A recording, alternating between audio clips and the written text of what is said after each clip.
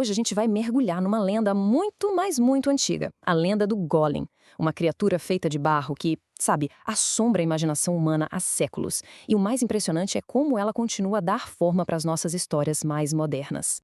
Para a gente começar, vamos explorar uma conexão que, olha, talvez seja uma surpresa para muita gente. Então, o que será que essas coisas todas têm em comum? Essa pergunta leva a gente direto para a raiz de um dos nossos medos mais profundos, né?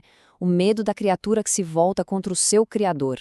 E a resposta para tudo isso aponta para uma única e antiga lenda.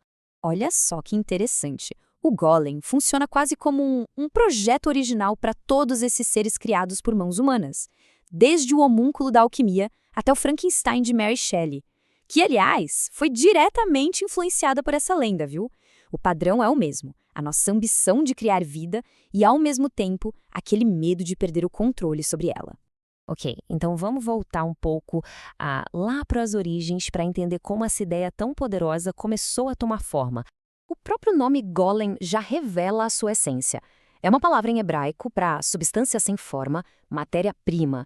Basicamente algo que ainda não está totalmente pronto, uma massa bruta ali esperando por uma centelha divina, ou nesse caso, mística, para finalmente ganhar vida. E o mais fascinante é que as histórias mais antigas do judaísmo conectam o Golem à própria criação da humanidade. A ideia é que até Adão, o primeiro homem, passou por um estágio de Golem. Ele era essa casca sem forma, esse corpo de pó, antes de receber a alma, o sopro da vida. E aí a gente chega num ponto crucial desses contos mais antigos. A maior falha do Golem era não poder falar. Era essa ausência de fala que o diferenciava da humanidade, que o tornava incompleto. Era o dom da palavra e da razão que o separava de nós. Bom, esse conceito foi evoluindo bastante com o tempo, sabe? Até que culminou na sua versão mais famosa, mais dramática, a que realmente transformou o Golem num ícone cultural. É a história do Golem de Praga, lá do século XVI. O criador foi o rabino Judah Loew, que usou argila das margens do rio Vltava. E o propósito era muito nobre, defender o gueto judeu de ataques antissemitas. Percebe? Ele não foi criado para ser um monstro. Ele nasceu como um protetor, um guardião para uma comunidade que vivia ameaçada. E a criação não era nada simples, era todo um ritual. Primeiro, o corpo era moldado com argila. Depois, vinham as orações, hinos especiais em hebraico. Era um ato profundamente místico, religioso. Não tinha nada de ciência aqui. Era pura fé, era invocar nomes divinos para dar um propósito àquele barro sem vida. Só que aí a história tem aquela virada clássica. O protetor se torna uma ameaça. O Golem começa a crescer mais e mais, fica violento, começa a matar e a espalhar o medo por toda a cidade. A criação foge do controle. Em algumas versões, dizem que o rabino esqueceu de desativá-lo para o sábado e o Golem simplesmente enlouqueceu. É um grande alerta sobre um poder que nunca descansa. A chave para a vida do Golem era uma palavra hebraica inscrita na sua testa, Emet. Isso significa verdade. A vida dele estava literalmente ligada à verdade divina. Para conseguir parar a fúria dele, o rabino Loew apagou a primeira letra.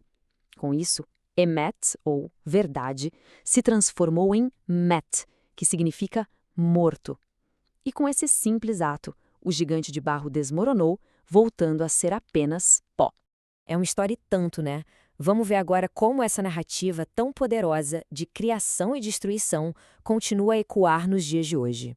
Pode acreditar, A Lenda de Praga foi inspiração direta para um filme clássico do expressionismo alemão de 1920, Der Golem. E esse filme, por sua vez, influenciou muito um sucesso de Hollywood que todo mundo conhece, Frankenstein, de 1931.